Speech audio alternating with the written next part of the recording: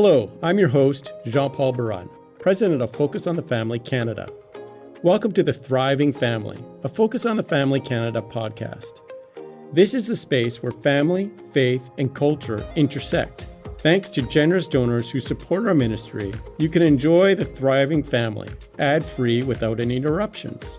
In this season of the podcast, we're talking about communication and conflict, which is one of the most common topics people come to us about. Whether you're engaged, newlywed, or have been married for years, you know that spouses come with attachments, the in-laws. These relationships have the potential to offer support to the married couple, but the reality is many couples struggle with the in-law dynamics. Similar to having a newborn child, there is no instruction manual for how to navigate this particular relationship. What can you do then when your in-laws won't let go? And how do you navigate this issue without creating a divide that feels too big to cross? This is a big topic, so we've included relevant resources in our show notes for this episode so you can continue learning and growing even after today's episode ends. So, let's get started.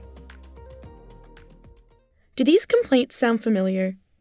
My husband always stops by his mom's house on the way home. My wife still asks her father for advice instead of asking me. My mother-in-law pops by without asking and redos housework I've already done. When you mention any of these scenarios to a group of married couples, nods of understanding and sighs of agreement can be heard around the room. Whether you're newlyweds or married for years, struggling to get along with your in-laws while also attempting to create your own relationship outside of their control is a line many people walk and many people trip over.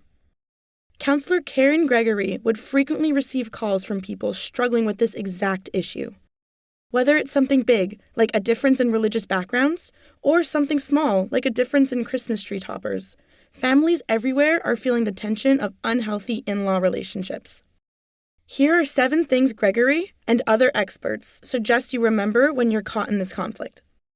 Number 1. A healthy marriage has 2 independent adults who have left their parents. In Genesis 2, verse 24, it says, "Therefore a man shall leave his father and his mother, and hold fast to his wife, and they shall become one flesh." Before you can become one with your spouse, you have to first leave your father and mother. In his book, Ready to Wed, author Ted Cunningham explains that this isn't just about physically leaving. What's more important is leaving relationally and emotionally. Let's look at what Cunningham says. Leaving your parents relationally and emotionally means you leave and abandon their expectations for your life. You begin making decisions with your spouse in mind, not your parents. When you get married, you can certainly feel supported and encouraged by your parents, but Cunningham warns that you cannot allow your parents to have control in your life, and especially not in your marital relationship. Number 2, the marriage relationship always comes first. Since you and your spouse are both to leave your parents and hold fast to one another, it's clear that you have a new priority, your marriage. When you're with your parents, with your spouse's parents, or on your own, you must always take care of one another first. If you're faced with a situation where you have an issue with your in-laws and your spouse doesn't see it or doesn't acknowledge it, Gregory suggests that you take a step back and ask yourself what the real issues are within the marriage. Tell them, "You're not hearing me," and then explain the situation and how you feel. For example, you can say, "Every time your dad comes to the door, he's eyeballing me and judging me whether or not I'm properly providing for his daughter, and it makes me feel like I'm not good enough." If, on the other hand, your spouse has an issue with your parents and you're the one who doesn't see it, Gregory suggests you ask yourself, "How invested am I in caring for my spouse? Am I willing to put my marriage relationship above my relationship with my parents?" According to Gregory, it's crucial to be united because it's in unity that you can better experience healthy in-law relationships. But unity doesn't always mean harmony. There may be moments, as a couple, when you have to agree to disagree with your parents and in-laws. Ultimately, you need to ask yourselves, how do we be a we in our parents' presence, and not a you and me? Number 3, we're only responsible for our own responses. This may seem obvious, but in a moment of conflict, It can be difficult to remember what we're responsible for. Gregory explains that when faced with an issue with your in-laws, there are two ways of dealing with it: reactive and responsive. Reactive is when you immediately respond with fear, panic, or anger. Your mother-in-law subtly or not so subtly tells you you're doing it wrong, and you react without thinking. Responsive is when you take a moment, consider the implications of what you're about to say, and respond with grace. You may say to your spouse, "This has not been working for us. We need a new plan," and then come together to figure out what works for both of you. Gregory adds this rationale. Knowing what you want ahead of time allows you to offer this plan to your parents and/or in-laws with sensitivity and calmness to avoid a reactive response. It's also important to not only take ownership of your own responses, but to also consider whether your words and comments create an atmosphere of hostility. Ask yourself, am I setting myself or someone else up to be reactive or disappointed? In her book, The Mother-in-Law Dance, Annie Chapman advises daughters-in-law and mothers-in-law, as well as sons-in-law and fathers-in-law, to ask themselves 3 questions before speaking. Number 1, is what I'm going to say true? Number 2, is it kind? And number 3, is it necessary? This allows you to take ownership of your words and creates an environment where no one feels attacked or belittled. Number 4, boundaries are necessary for healthy living. Boundaries are not vindictive or malicious. You don't set boundaries to get back at people who hurt you. You set boundaries to protect yourself and your marriage relationship.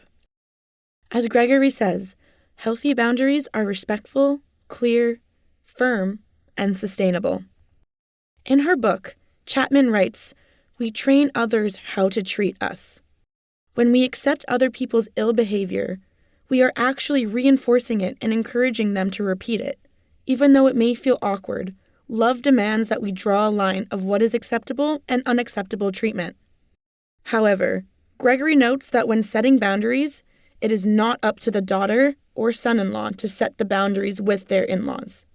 It's up to the child of those parents to stand up for their spouse. She explains, when the spouse is quiet, the parent thinks they need to speak for them. This goes back to point number 2. The marriage relationship always comes first. Number 5, don't let ideal expectations make you forget real people. Have you or someone else in your family ever said this? This year, Christmas will be perfect. The reality is, this rarely actually happens.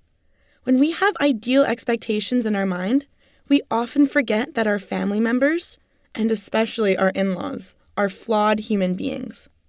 People get sick, finances get tight, traditions are at odds. Things come up, especially around the holidays, that threaten to destroy the idyllic picture we have in our heads. This is why we need to practice flexibility and keep a good sense of humor.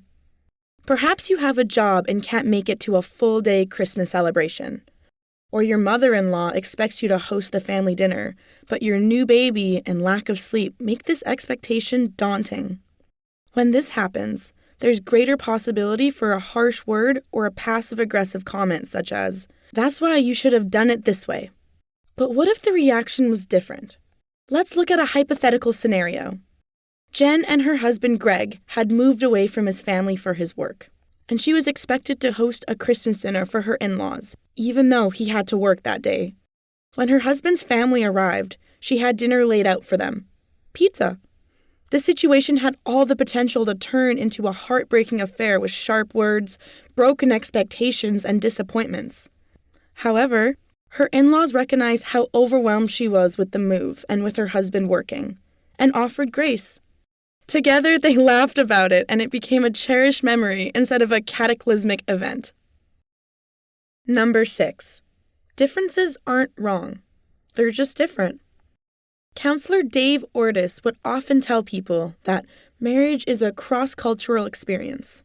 It doesn't matter if you were both raised on farms in Alberta or you grew up next door to one another in Toronto.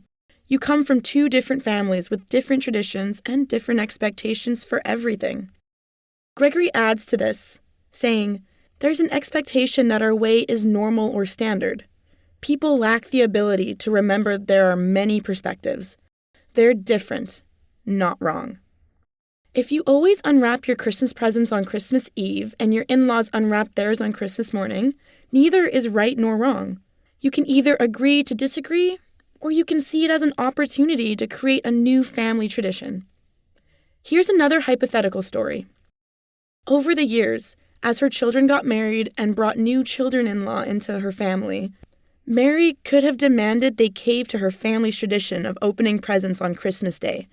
However, she knew the stress that comes with Christmas and didn't want to be a mother-in-law who let old traditions stand in the way of new relationships. Now, instead of demanding everyone gather in their pajamas on Christmas morning, they work together as an extended family to find a day that works for everyone. Whether it's the Saturday before Christmas or a Saturday after, they remember it less about the day and more about the time spent together. And finally, number 7, pray for wisdom, grace, and love. Consider this excerpt from Annie Chapman's book.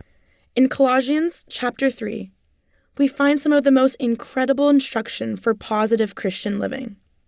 I want to point out 2 things found in this passage that will help us love our in-laws, even when our emotions are not cooperating. We are to put aside and put on. Now let's look at the book of Colossians chapter 3, verses 8 and 12 to 13. But now you must put them all away: anger, wrath, malice, slander, and obscene talk from your mouth. Put on then, as God's chosen ones, holy and beloved, compassionate hearts, kindness, humility, meekness, and patience, bearing with one another and, if one has a complaint against another, forgiving each other. As the Lord has forgiven you, so you also must forgive. When you're faced with difficult in-laws or a tense relationship, it can be tempting to react with anger or frustration. But, as Christians, we're called to live in Christ, and our actions and responses should be indicative of that. In his book, In-Law Relationships, best-selling author Gary Chapman writes, "Remember, love is not a feeling. Love is an attitude, a way of thinking, and a way of behaving. A loving attitude leads to loving behavior, and, as laid out in 1 John 4, verse 19, ultimately, we are able to love because Christ first loved us." It may be difficult to will ourselves to respond in love and kindness to a difficult person, but that's why prayer is such a gift. You can pray for this grace-filled attitude. You can pray for strength in your marriage relationship, and you can pray for wisdom in knowing how to set boundaries for healthy living. I hope you feel encouraged and equipped with the practical advice in this episode. At Focus on the Family Canada, we believe that marriage and family are worth fighting for. May we all strive to find beauty in the imperfections of human relationships.